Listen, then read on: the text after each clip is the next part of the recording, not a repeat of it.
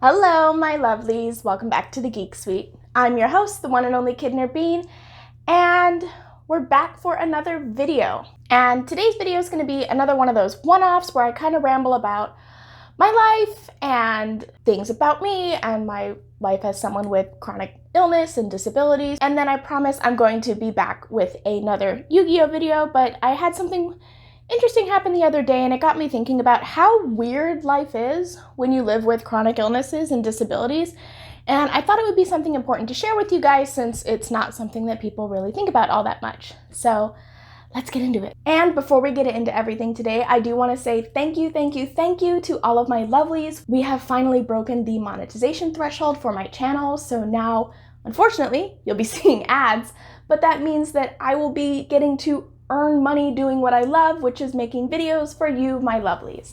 So thank you so much. It really means a lot that you guys love and support my channel.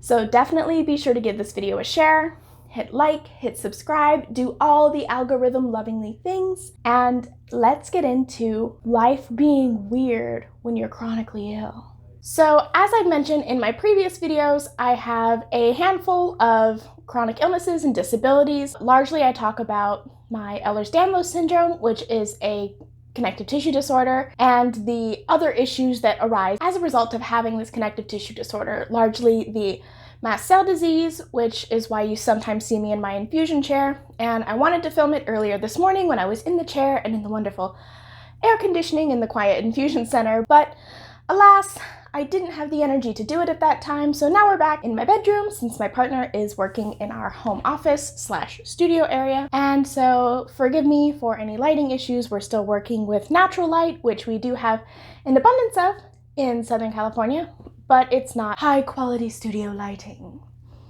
Anyways, so earlier last week, I went in for an echocardiogram, which is an ultrasound of the heart, because one of the issues that you can have with Ehlers-Danlos syndrome is cardiovascular issues, because fun fact, your cardiovascular system is all connective tissue. And one of those issues that I've also mentioned previously is POTS, which is postural orthostatic tachycardia syndrome, and the wonderful Jessica Kellgren-Fozard has a video where she explains that in great detail, and she can do it much better than I can with much more makeup on and a wonderful British accent. So if you want to learn more about that, I'll definitely link her video somewhere up here and in the description section down below. But the SparkNotes version of that is that your heart and cardiovascular system doesn't work the way it's supposed to. So normally, as the P in POTS is postural, it happens a lot when you're changing from a laying down to seated or seated to standing position. And what's supposed to happen in normal people when you go from a seated to a standing position is that all of the vessels in your lower half of your body are supposed to constrict, so that way all the blood doesn't leave from the top half of your body and just drop to your feet. But when you have POTS, that doesn't happen. And so a lot of times you will be dizzy or fainting and spending a lot of time on the floor, as Jessica likes to say. And that is definitely something that I've had a problem with, and particularly with Ehlers-Danlos syndrome, one of the key contributors to that is a lack of sodium. And it's not necessarily a lack of sodium, it's just that people with Ehlers-Danlos syndrome who have issues with POTS type disorders typically need, according to my doctor, your doctor may recommend something different, an extra 3,000 milligrams of sodium a day. So MSG is good for me. And I think we might be the only group of people with heart problems where more salt is the solution. So I'm constantly drinking Gatorade Zeros because I need the sodium, but not all that much sugar, and trying to stay hydrated on top of that. And ways to treat it are with things like compression wear or extra sodium, as I just mentioned, but it's a rare disorder. And people with Ehlers-Danlos are often called zebras within the community because of the famous phrase, when you hear hoofbeats, think horses, not zebras. We're the one case where it's zebras. And that brings me to why life with chronic illnesses is weird. Point number one, you kind of have to be a medical expert in your specific illness because your doctor won't be. And when making an appointment for a referral to go see a cardiologist, I had specifically asked my doctor to make sure that they were a specialist in POTS or were at the very least familiar with it. So Having to be an expert, I went into my cardiologist and told him, I have POTS and I need help because I can't stand up without almost falling over and my heart is driving me crazy. My blood pressure, I handed him a printout of every time that my doctors and my infusion center have taken my blood pressure for the last 3 years, and it's never been higher than 110/70. That's the highest it's ever been in 3 years. And for most people who don't know, 120/60 is pretty standard, and 110/70 is fine, but it's on the lower side of normal. Normally, I have very low blood pressure in the 90s/60s. So that should have been a red flag to him, as a lot of the readings were printed in red ink because they were flagged in my medical app's system as low. But did he take it seriously? No. Did he look me dead in the eye and say, I'll have to read up on this because I don't know that much about POTS, even though I asked them to send me to someone who specifically had expertise in this disorder? Yes. Did he tell me that there's no medical treatment for POTS regarding specifically medications? Yes. Is that true? No, not at all.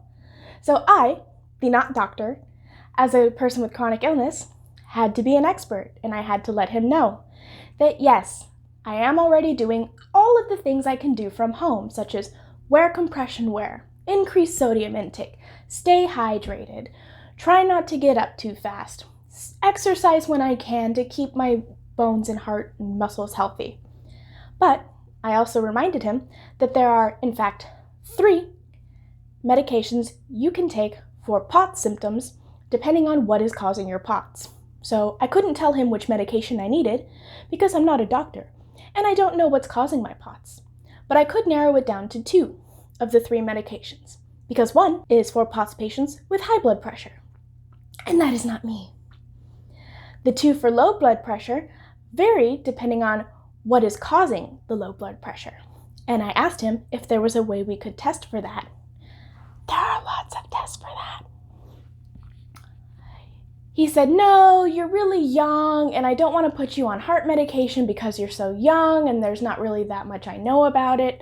So he basically wrote me off in this 15-minute appointment as, we'll touch back on this. I don't want to treat your disorder because you don't fit my mold. He did, however, order the echo, which was a good thing because not just POTS, but the Ehlers-Danlos can cause arterial tears and disruptions in the cardiovascular system that may need to be occasionally prepared with surgery over time. I didn't really quite fit the symptomatic categories for a patient who would have that problem, but as someone who's at risk for that, it's important to monitor that at least once a year because as someone with chronic illness, as I mentioned, you have to be very adamant and a very strong self-advocate for your care, which I also mentioned in an earlier video ranting about life with disabilities. And so I, from a very early age, had to learn to be very vocal and very adamant, almost to the point of assertive in some cases, because when you have invisible disabilities, so I don't look sick, which is one of the worst things you can ever tell someone you know has a chronic illness. Doctors tend to dismiss what you have to say because you don't fit the stereotypical sick patient checklist.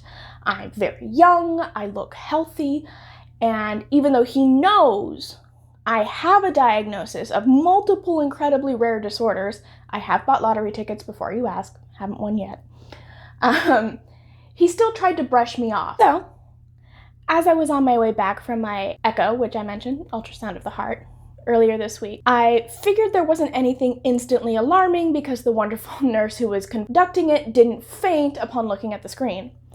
But that brings me to point 2 of life being weird when you have a chronic illness.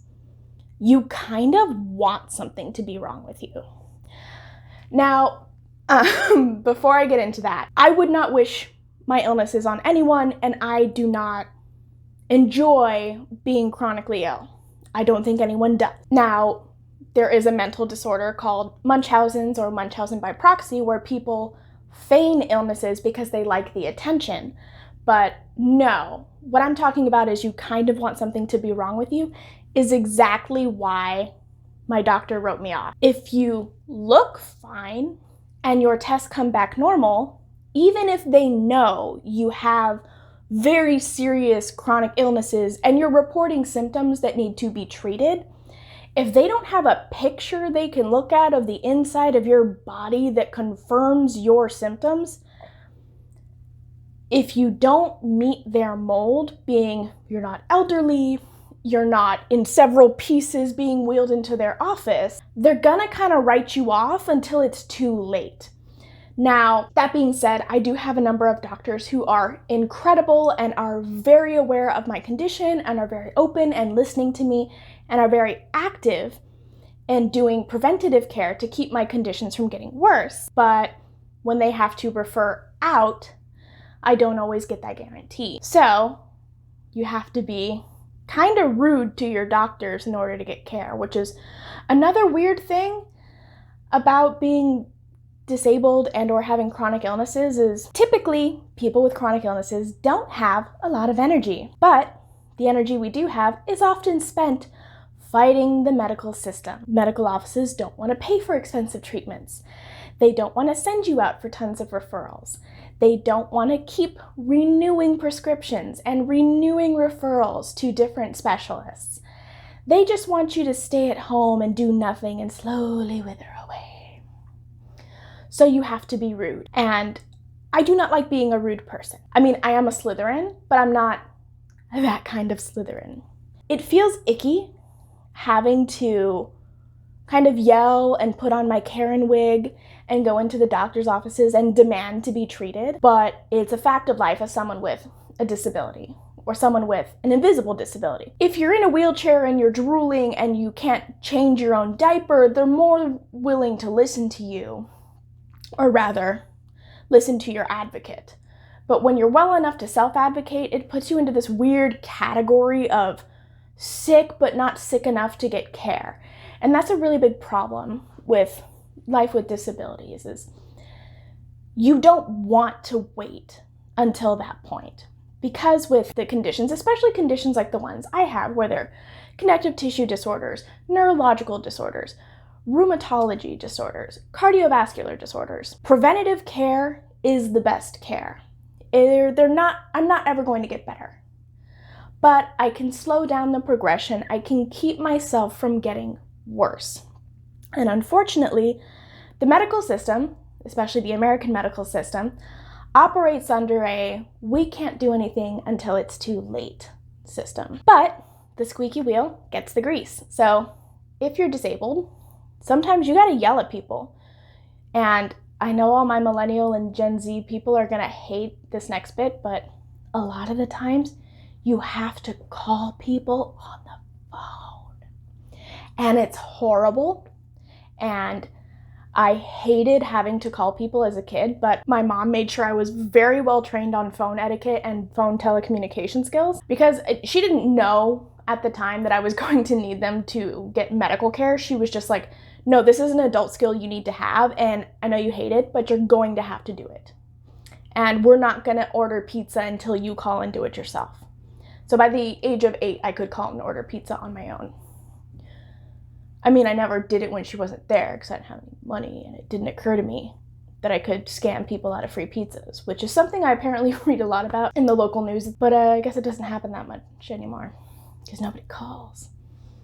Anyway, moving on. But yeah, so wanting something to show up on a scan is a weird dichotomy of wants and not wants. So when I went and had my echo, I kind of wanted there to be an arrhythmia. Like, I've always had a slight gallop in my heartbeat, which is only really detectable if you know to look for it. I also had an MRI done recently because with a neurological disorder, even if I'm not presenting any symptoms because of all the crazy stuff that went on when I was younger, they always want to do an annual scan to make sure that nothing is moved or anything is out of place. And something popped up when I got my scan done, and it's called a UBO, an unidentified bright object.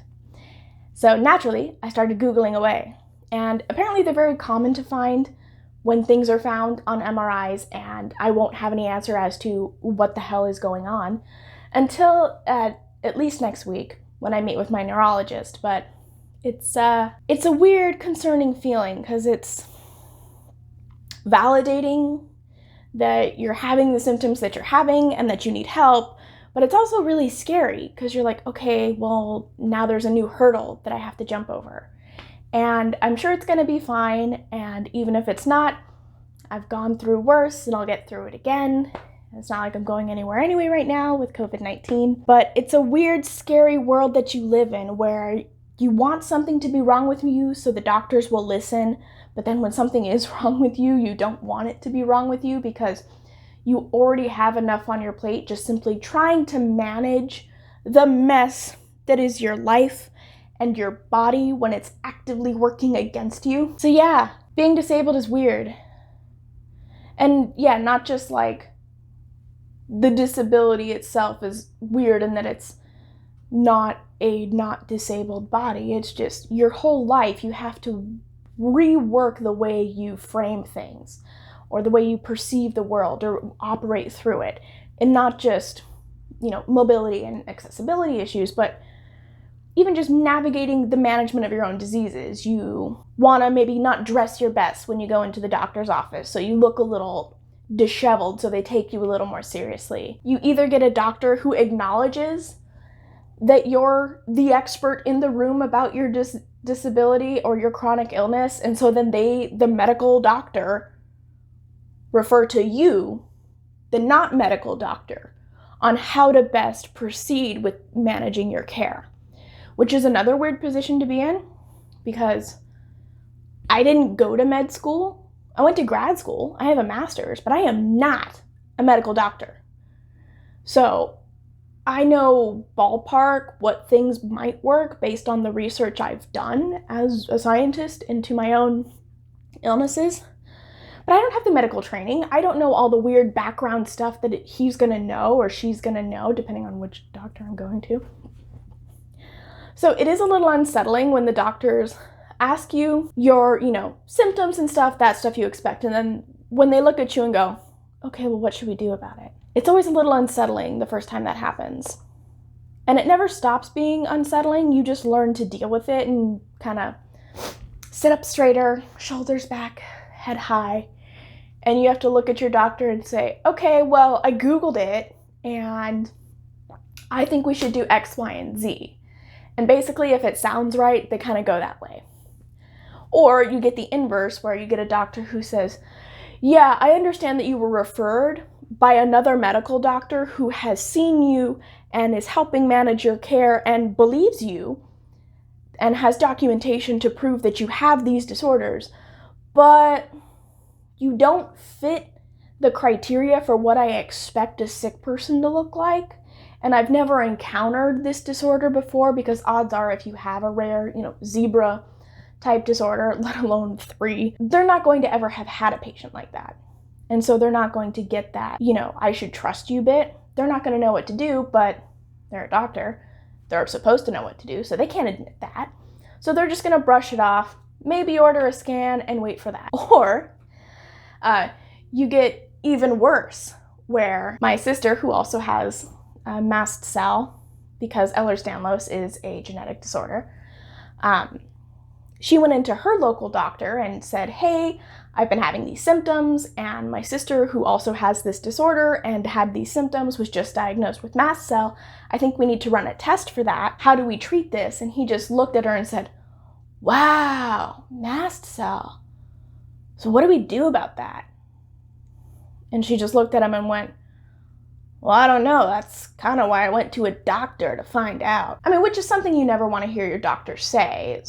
It's one thing when they ask you if you've done any research on it or what you think the next step should be, asking for your opinion, but just straight up looking at you and saying, I have no idea of anything about that.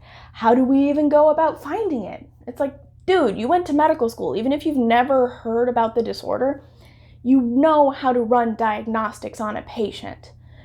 You can say, okay, well, this is something I'm unfamiliar with. Let's reschedule for next week while I do some research, or I can find someone who does know.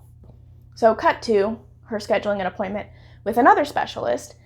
And another weird part about being disabled is that doctors get excited that you have a rare disease. My sister went to the second immunologist/allergist, in her area, and she called to verify that he had at least heard of this disorder, mast cell disease, before going in.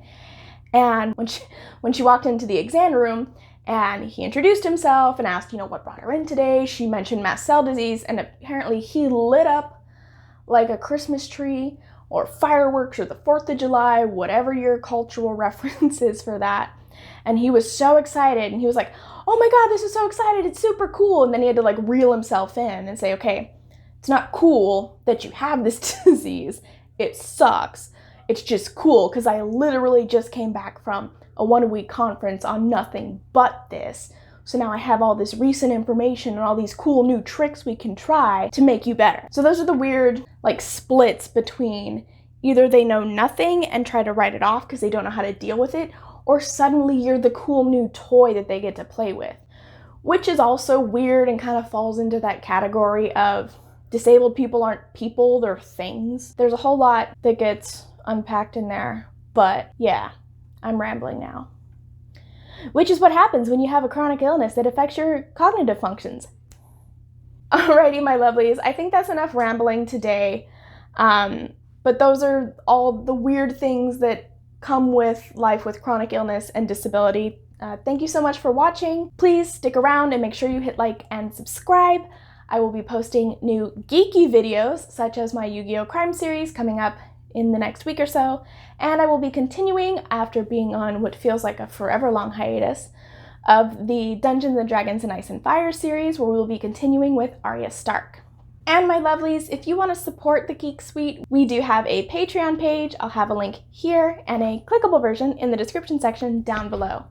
Our patrons who make this channel possible. Each donation by month or by video goes to supporting more Geek Suite content, and you get exclusive access to Geek Suite only content, early access to videos, the ability to have your votes count double in polls when I look for new content suggestions, and more. For more information, check out our link. Again, it's here and clickable in the description section down below. So, hit like, hit subscribe. Here's some fun videos that I think you'll enjoy, and I will see you all next time.